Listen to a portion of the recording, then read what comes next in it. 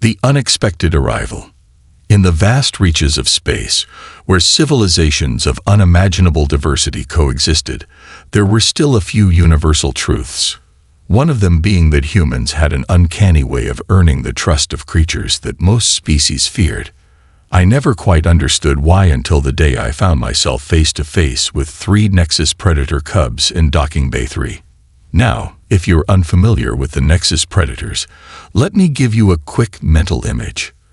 Imagine a cross between a tiger, a dragon, and something with far too many teeth to be comfortable.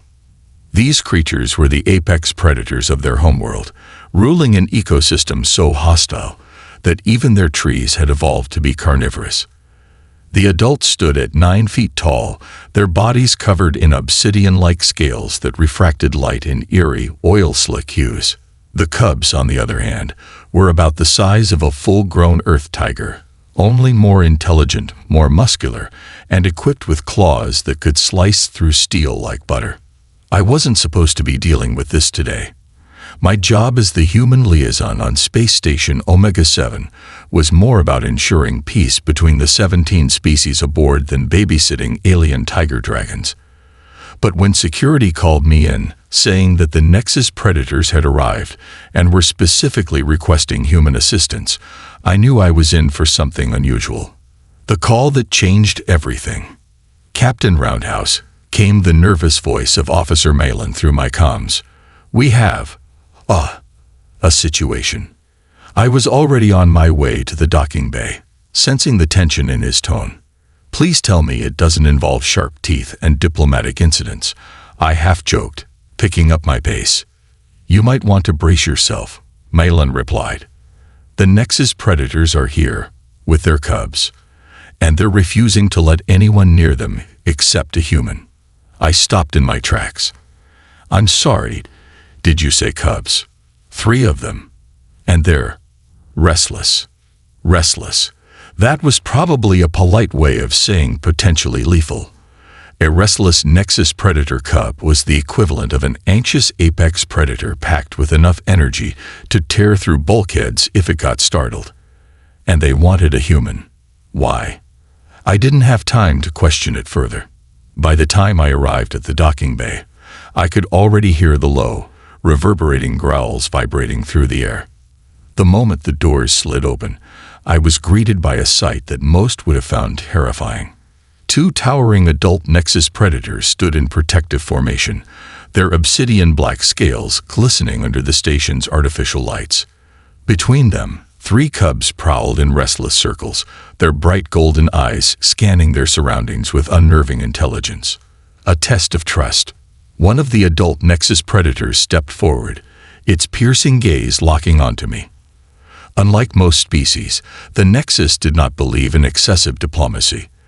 They were creatures of action, directness, and deeply ingrained honor codes. "You are the human called Roundhouse," the Predator rumbled, its voice a deep, resonant growl. "You will take the cubs." I blinked. Excuse me." The second adult let out a low hiss, as if sensing my hesitation. "Our kind does not entrust our young to outsiders, but we have seen the way humans care for the young of other species. Your kind tames the wild, nurtures the dangerous, and thrives where others perish. You will take them." I glanced down at the cubs. Their ears flicked, and they regarded me with a mixture of curiosity and challenge. If they didn't accept me, things could go south very quickly. "So, this is like an honor thing, right?" I asked carefully.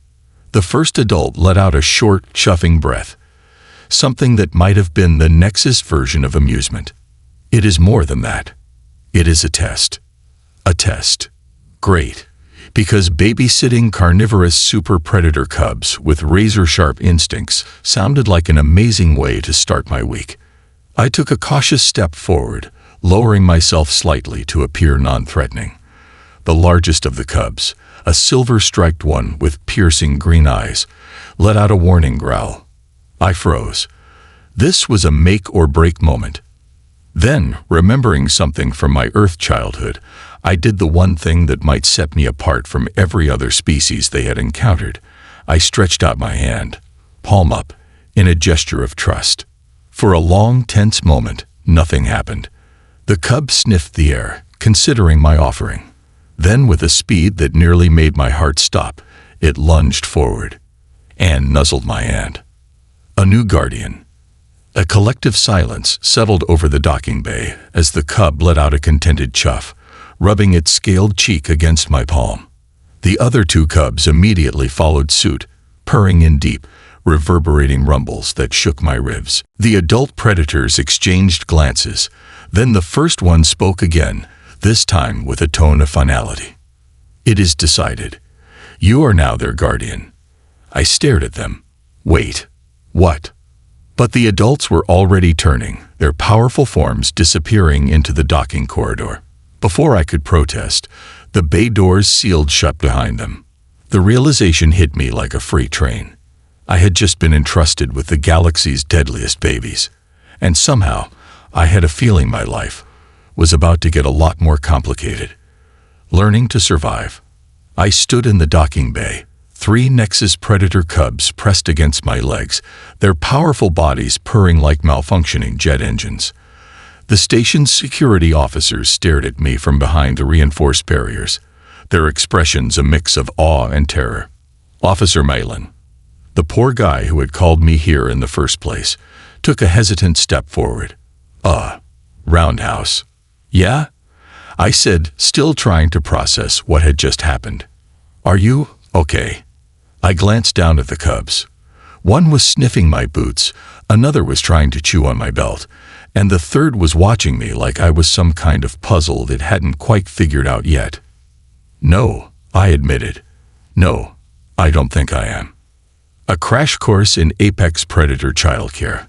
The first challenge was getting the cubs out of the docking bay without causing a full-scale security panic. They're staying where?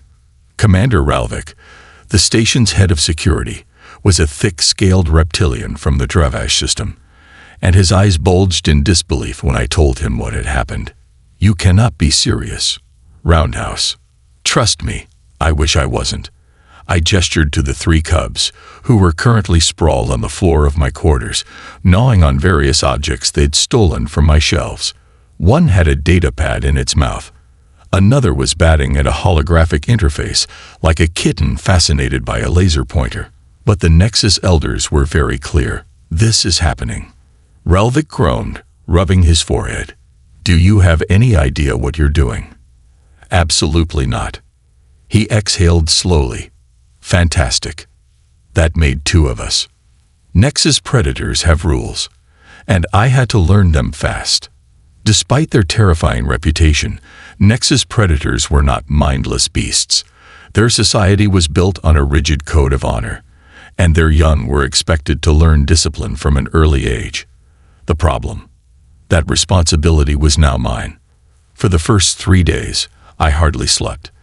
The cubs, despite being young, were still creatures bred for survival. They tested me constantly, pushing boundaries, growling when I tried to assert control, and occasionally wrestling each other with a level of aggression that made my heart stop. On the 4th day, I woke up to find the smallest cub, whom I'd started calling Ember, perched on top of me, staring intently into my face. Morning, I croaked. Ember huffed, then batted my forehead with a paw. That was the moment I realized I had just been challenged. The first challenge, proving my worth.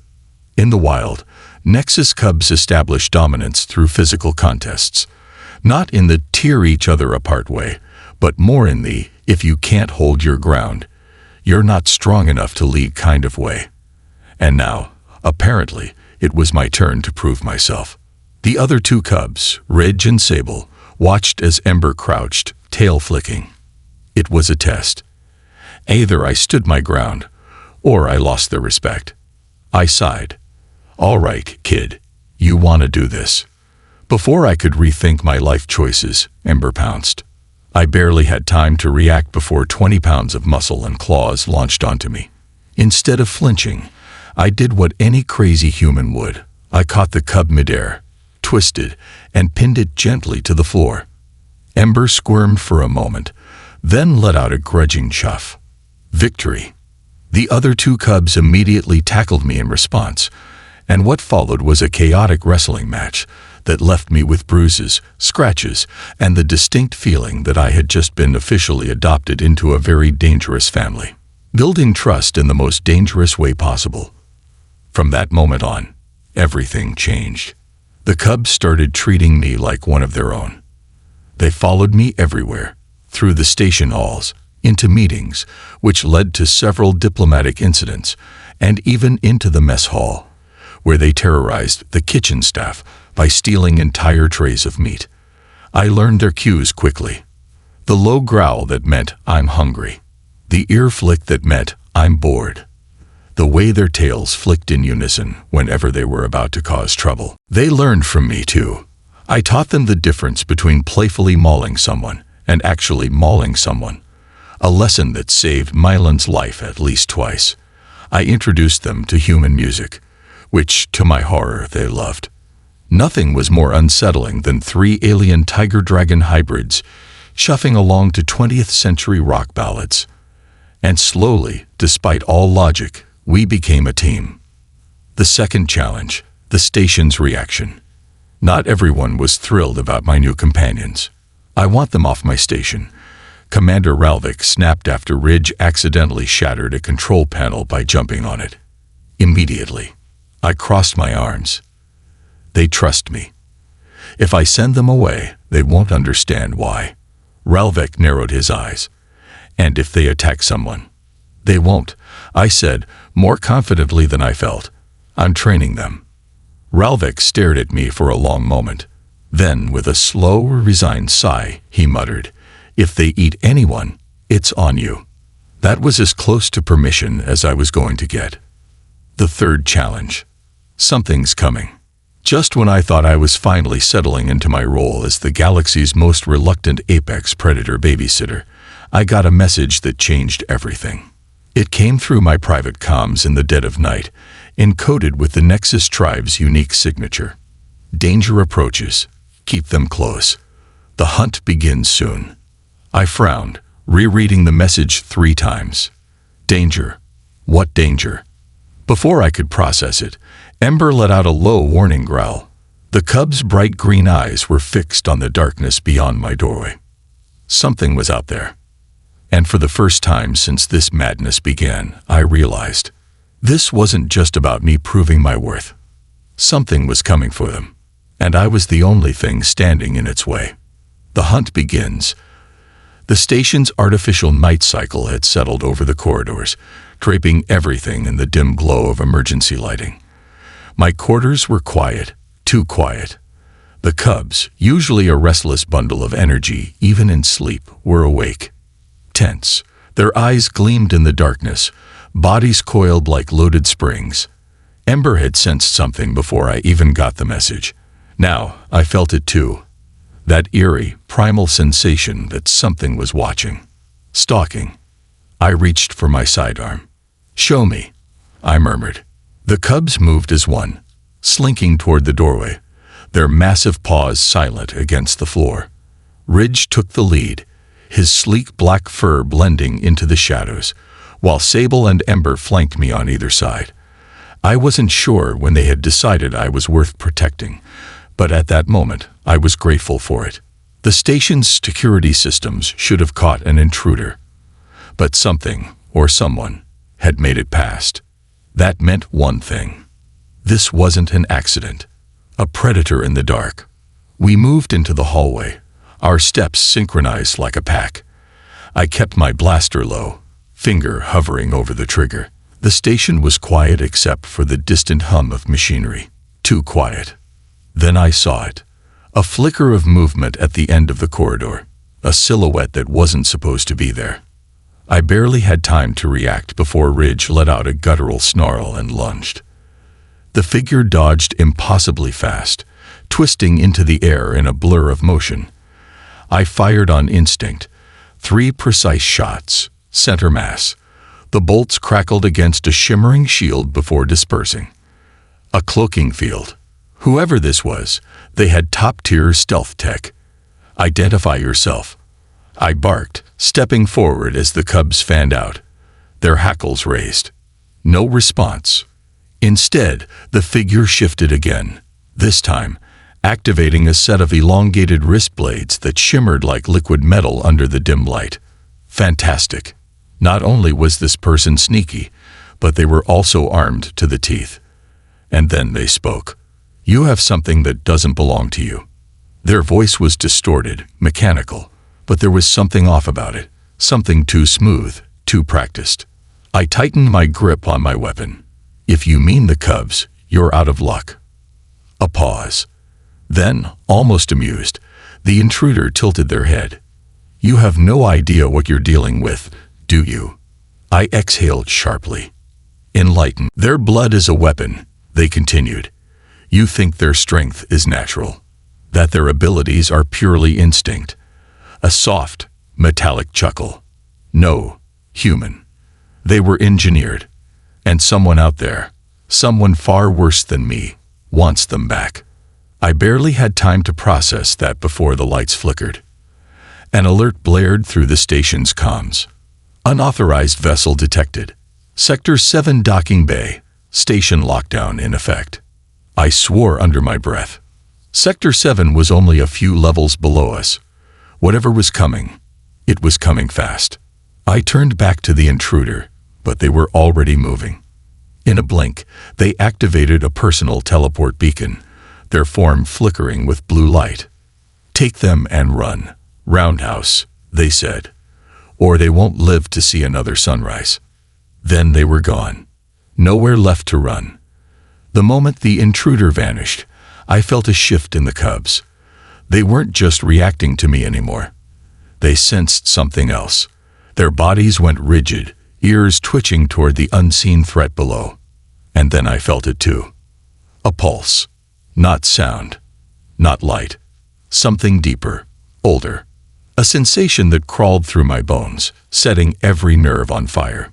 The air itself seemed to ripple, and for a split second, I swore I could hear something moving.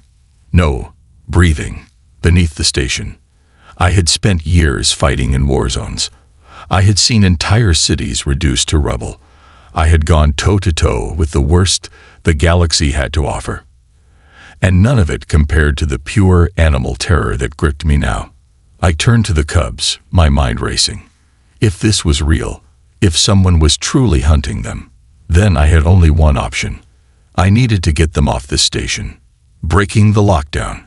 Getting past a station-wide lockdown wasn't going to be easy, but I had a few tricks left. I grabbed my comm and patched into Malin's channel.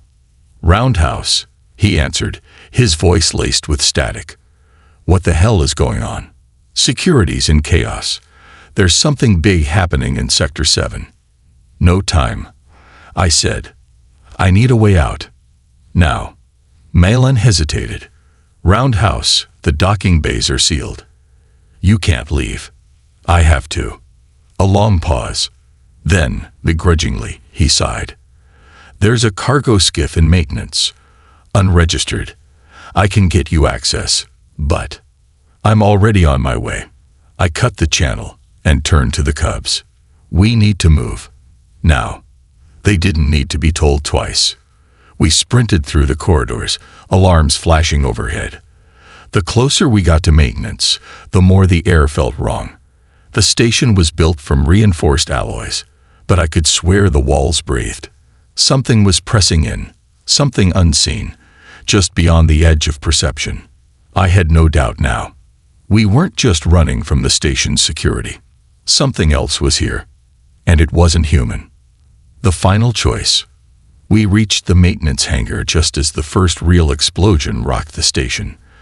The force of it sent me sprawling, my ears ringing. I scrambled up, barely registering the distant sounds of screams and gunfire. The cubs were already at the skiff, pacing anxiously. They could sense what I couldn't. Whatever was coming, it was almost here. I shoved myself into the pilot's seat, fingers flying over controls. The skiff whined as its old engines booted up, struggling against the station's lockdown protocols. "Come on," I muttered, forcing the override. The system fought back, locks flashing red, alarms blaring. And then, Just as the doors began to seal shut, something massive slammed into the hangar behind us. I didn't look. I didn't want to look. I punched the throttle, and the skiff lurched forward, rocketing into the void of space. As we broke free of the station's gravity well, I risked one last glance at the security feed. The thing in the hangar, the thing that had been chasing us, wasn't human. It wasn't even alive. And whatever it wasn't going to stop. Not until it had the cubs.